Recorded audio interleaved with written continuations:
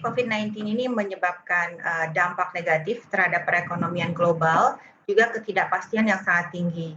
Jadi kita lihat ada kepanikan di dunia finansial terjadi di bulan Maret, minggu kedua dan minggu ketiga. Jadi kita lihat indeks volatility global itu naik pesat, kemudian US dollars-nya menguat luar biasa. Ini semua terjadi karena investor itu takut, panik, dan mengejar aset-aset yang dianggap sebagai safe haven. Nah, ini tentunya melihat keadaan ini, pemerintah dan bank sentral di seluruh dunia tidak diam saja, melakukan berbagai hal untuk memitigasi dampak negatif dari COVID-19 ini. Kita lihat The Fed memotong suku bunga sebesar 150 basis point di bulan Maret, kemudian juga pemerintah Amerika mendapatkan persetujuan Kongres untuk memberikan fiskal stimulus yang sangat besar, 4,4 triliun US dollars jumlahnya.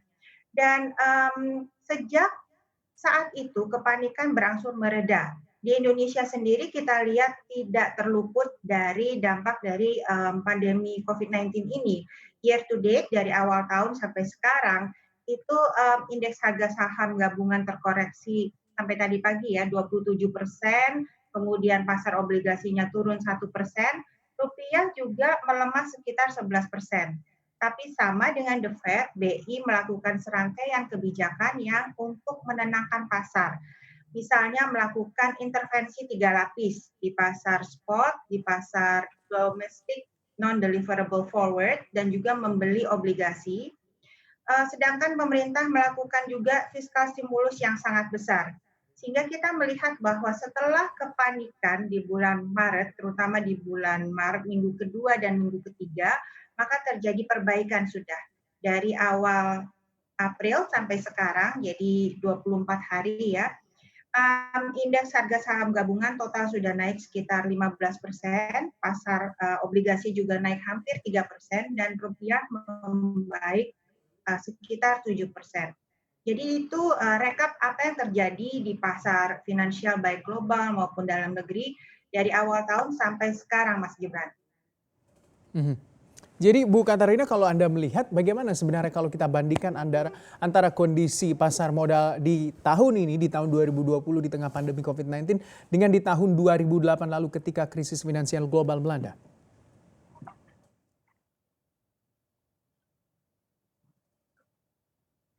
Ini memang banyak orang yang membandingkan keadaan saat ini dengan misalnya global crisis di tahun 2008, kemudian juga krisis yang lalu di 1998. Sebetulnya ini ada persamaannya, ada perbedaannya. Yang kita lihat sekarang ini kondisi fundamentals dari perbankan, korporasi itu jauh lebih kuat dibandingkan masa lalu. Secara umum juga negara kita ini jauh lebih baik keadaannya dibandingkan 2008. Misalnya pada waktu itu inflasi itu meroket 12%, sedangkan sekarang inflasi sekitar 3%. Kita juga melihat di tahun 2008 cadangan devisa kita itu cuma 50 miliar US dollars, sedangkan sekarang 121 billion US dollars. Jadi lebih dari 2 kali lipatnya.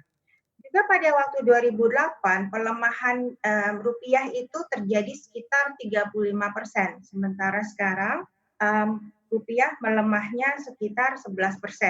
Jadi ada perbedaan.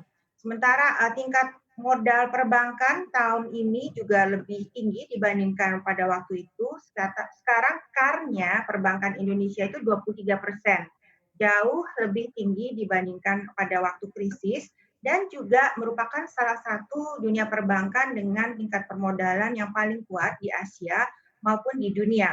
Jadi secara fundamental harusnya sekarang ini kondisinya kita lebih kuat, lebih resilient untuk menghadapi krisis.